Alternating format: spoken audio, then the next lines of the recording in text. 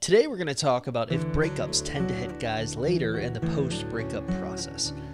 Now, it's been my experience that in general, guys do tend to feel the effects of a breakup later than women. In fact, some new research has suggested that initially women will feel the effects of a breakup worse at first. However, they tend to recover more fully while men don't. So I actually did a article and a podcast episode and a video on how men process breakups. This is sort of a continuation by looking at one specific aspect of it, which is when exactly do breakups hit guys? Does it happen later? Does it happen quickly?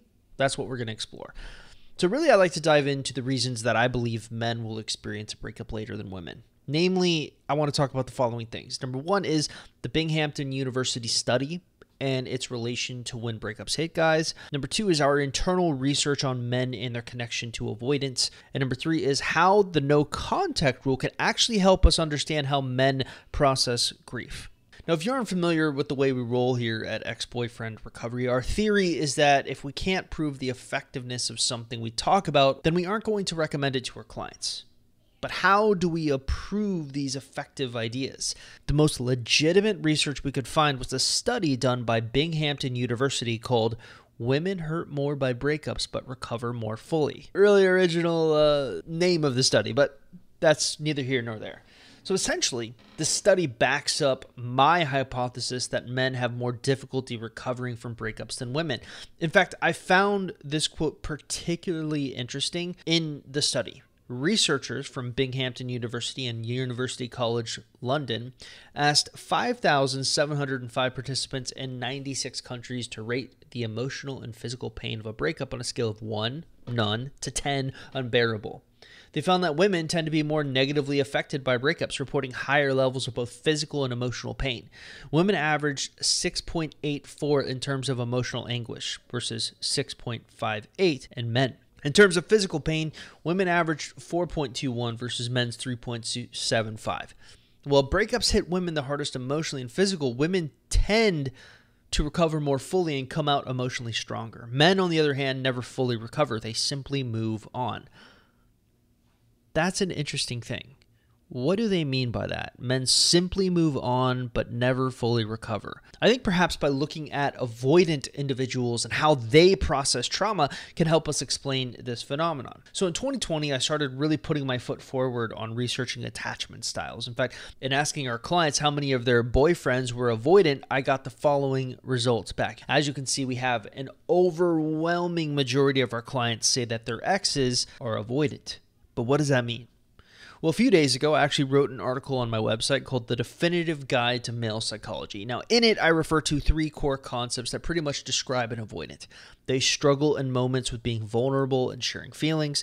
They criticize others who are vulnerable and feel an internal shame because they struggle with vulnerability themselves. And they're very big on independent behavior and self-sufficiency. Big shocker there. Now, every avoidant has what we call a core wound, something that harkens back to their childhood that can actually set them off, set their avoidant side into the avoidant world. So for an avoidant, their core wound is any type of threat to their individual independence.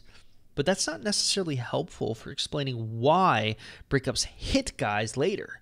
What's more helpful is to actually look at how avoidants handle breakups, like literally taking a look at their coping behaviors during the post-breakup period. And that's really where I think it's important to understand there are 2 sort of phases that an avoidant will go through after a breakup. There's the separation elation period, and then there's the depression period. So my go-to when looking at avoidance is actually this website called freetoattach.com. After a relationship ends, people with an avoidant attachment style tend not to show much anxiety or distress, often feeling an initial sense of relief at the relinquishing of obligations in the sense that they're regaining their self-identity and not tending to initially miss their partner. This is separation elation as the pressure to connect is gone. Now, for those familiar with my avoidant relationship death wheel, that would be stage 6 right here, the I'm so happy that I left my ex stage. But it's a trick.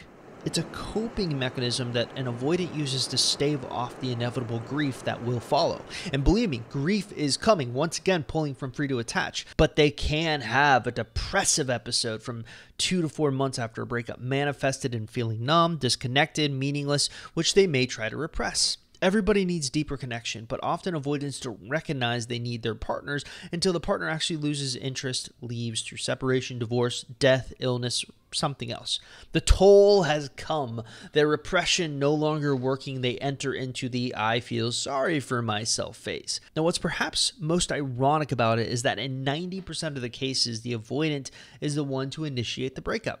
This means they usually paint themselves as a victim as opposed to taking ownership for a problem that they themselves usually created. But it's all part of the processing of grief. It's a lot easier to demonize you as opposed to having them take a hard look at themselves in the mirror. But that's not the only thing I think can prove the point that men experience breakups later than women. We're pretty big fans of the no contact rule. But our version of the no contact rule differs from almost every other version of no contact that you'll see out there. Why? Well, namely, we actually want you to use the time away from your ex to move on from them. We've actually seen more success from our clients who use no contact to get over their ex as opposed to those who used it to try to make their ex miss them. Now, we call this our moving on without moving on mentality. Essentially, we want you to get into the mindset of moving on with the knowledge that down the road you may potentially revisit your ex. But that's all besides the point. In researching the no contact rule, we learned something really interesting in 2020. There's a type of time dilation that exists. So essentially, time dilation is all about human perception of time. We've actually found a correlation between attachment styles and time dilation. So there are really three types of attachment styles that apply to what we're putting into practice here. There are the secure attachment styles, the avoidant attachment styles, and the anxious attachment styles. In general, the average no contact rule for our client usually is around 30 days, but how each attachment style experiences these 30 days is different. For a secure person, 30 days is going to feel exactly like 30 days should. For an avoidant person, 30 days is going to feel something like 15 days. For an anxious person, 30 days will feel more like 45 days. So what does this tell us?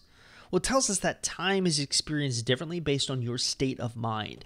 An anxious person is obsessing about their ex 24/7, while an avoidant person is repressing their ex 24/7. That repression from an ex is key to proving the point that guys experience breakups later. It's all connected to the attachment theory, which is really crazy.